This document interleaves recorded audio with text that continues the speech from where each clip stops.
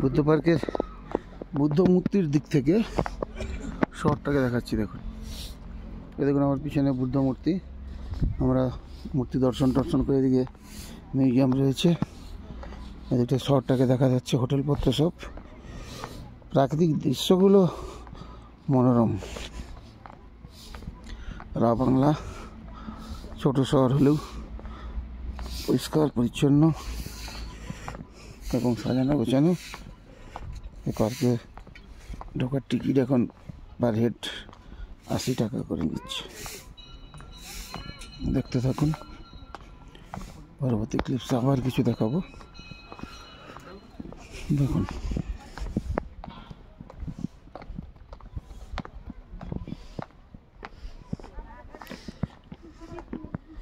সারাদিন এদিক ওদিক ঘুরলে অনেক ঘোরা যায়, গোটাটা ঘুরছি না, আমরা অন্য জায়গায় যেতে হবে, তাই ঘুরে এলাম। মোটামুটি ঘন্টাখানেক ধরে ঘুরলাম।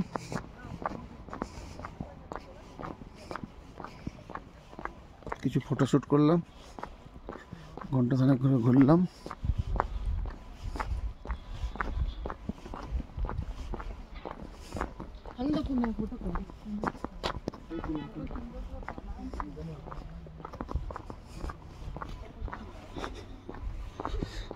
হোটেলটা আবার পেছাপ করে নিতে হবে।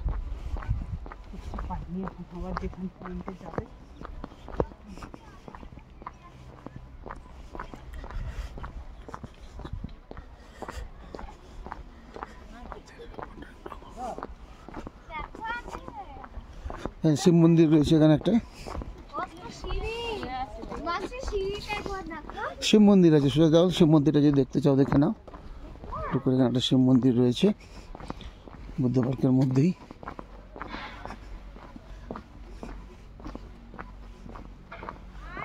আমরা উপরের দিকে উঠে যাব।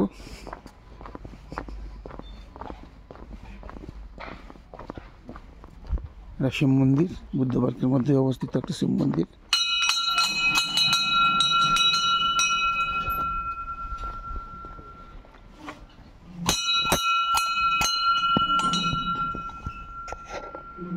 দেখতেই পাচ্ছেন।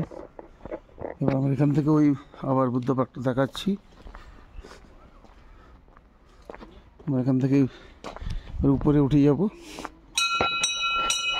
বিভিন্ন দিক থেকে সিঁড়ি করা রয়েছে, সিঁড়ি দিয়ে উঠে যাবো। ওইগুলো থেকে পার্কের এদিক ওদিক ঘোরার অনেক সুযোগ সুবিধা আছে, কিন্তু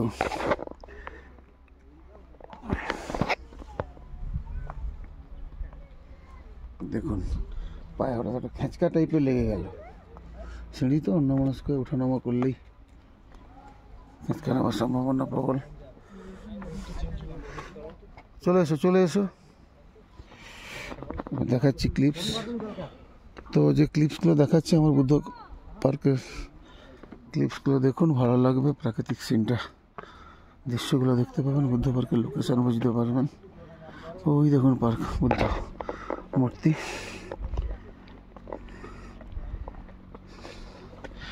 আমরা এখন উপরে উঠে যাচ্ছি গাড়ি করে ধরে যাওয়ার জন্য।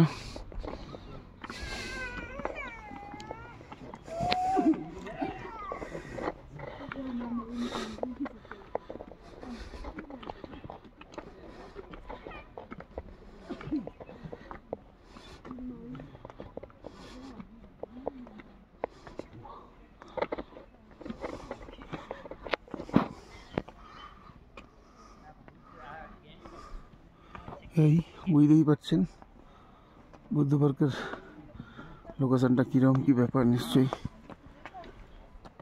বুঝতেই পারছেন। আপাতত এই পর্যন্ত। দেখতে থাকুন, সুস্থ থাকুন, ভালো থাকুন। বুদ্ধ পার্ক থেকে আপনাদের সবাইকে প্রীতি শুভেচ্ছা জানাই।